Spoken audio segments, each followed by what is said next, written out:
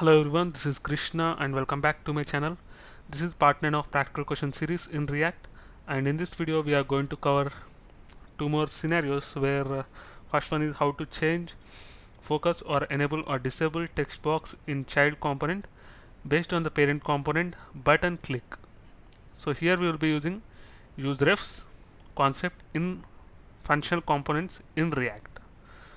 So the next one is how to handle asynchronous code like delays or API requests in React. So we will be covering two things in this video. So for this I have created a project called React 2, and here I am going to use a part 9 component, as this is the part 9 of the series, and this is the child component React child, where we will be creating the input, and based on the button click from the part 9 component we will be changing the attributes or properties to this input. For this I am going to create a new folder which consists of part 9,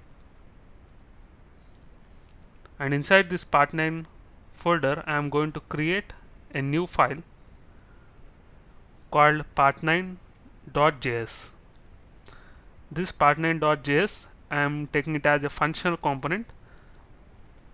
So constant part9 equal to, by using arrow function syntax, I am going to return something empty, and here I am going to export part9 component using default export, and this part9 component I am going to import in app.js. So this is my app.js, where I am going to include part 9. So we should get intelligence, we are not getting this, so I am going to copy this and paste here with part 9.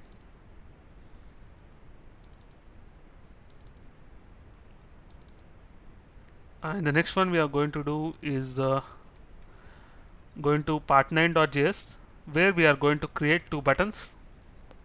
So for covering the first scenario I am going to create one button.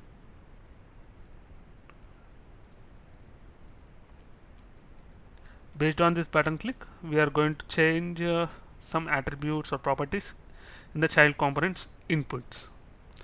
So I am going to create a button like submit, and it will consist of on click event handler. So once user clicks on this change will be fired, handle child. So I am taking this handle child, I am creating some handle child function. So before that I am going to include this React child, which consists of input. Now we are going to create input in this React child. So this is the React child component. I am going to place some input here.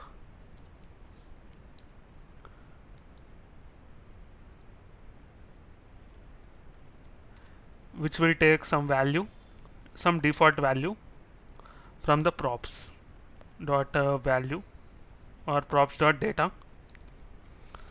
We already have these props here, and next one is it will take another attribute or property called ref.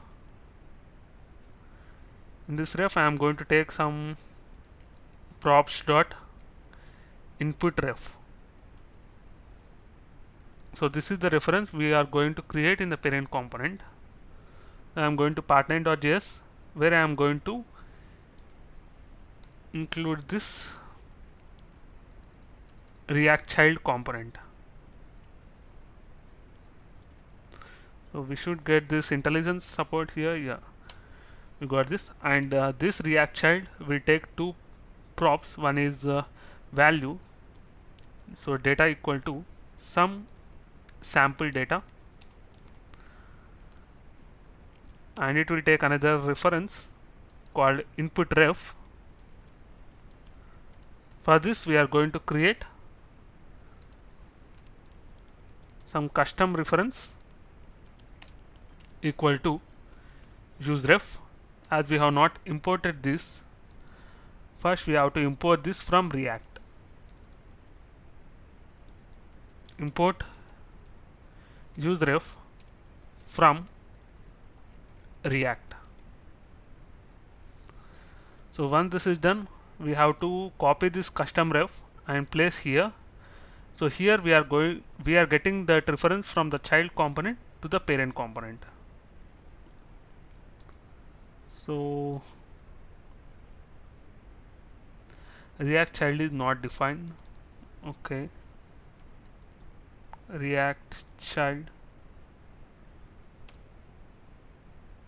Okay, we are not getting this. So I'm going to import this React child manually.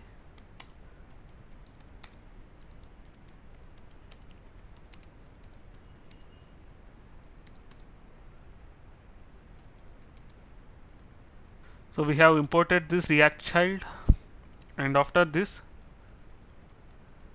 I'm going here and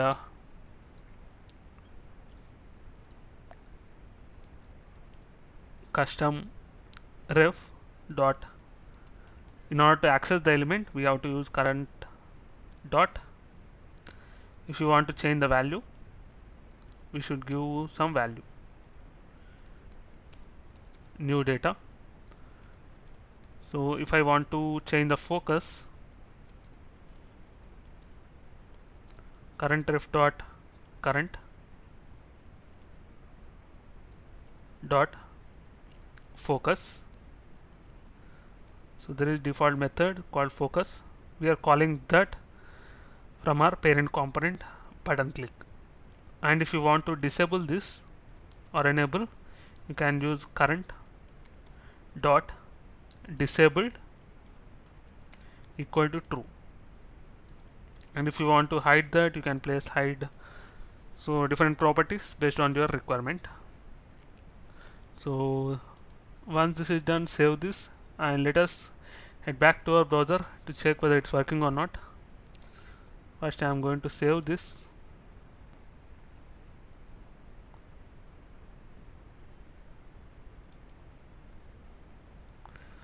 So here I am going to refresh this.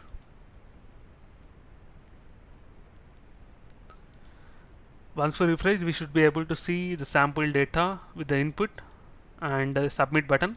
So if user clicks on submit button, you should focus that particular input, and we have to disable the input and we have to change the input as new data. So you can see here it got disabled and we got the new data value. So we have not got this focus because we are disabling this, so it got changed. So if we remove this, we will be able to get the focus. So the next one is we are going to see how to handle asynchronous code like delays or APIs requests in React. For this, I am going to create another button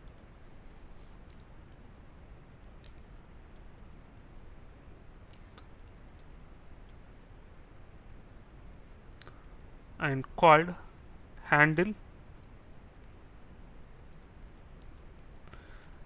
asynchronous data. Asynchronous data. So once user clicks on this, on click event handler will be called, and I am going to call handle async function, and here I am going to create another method called handle async. This handle async should be, here we are using async, and let us create some sample data equal to fetch. This fetch will take argument. So I'm going to copy paste that. So this is the sample API, which will from where we will be getting the data. So data, and the mode as course. And now we are going to log this data. In order to use async, we have to use await here. Let us save this and check whether we will be able to get the data or not. So after this we will see if whether there is any issue if we don't use this async and await for this asynchronous calls. So here you can see once we click on the handle asynchronous data, we will be able to get the data from the API. So this is the asynchronous call. In this way we can handle the asynchronous code in React. So this is the end of this tutorial. Thank you.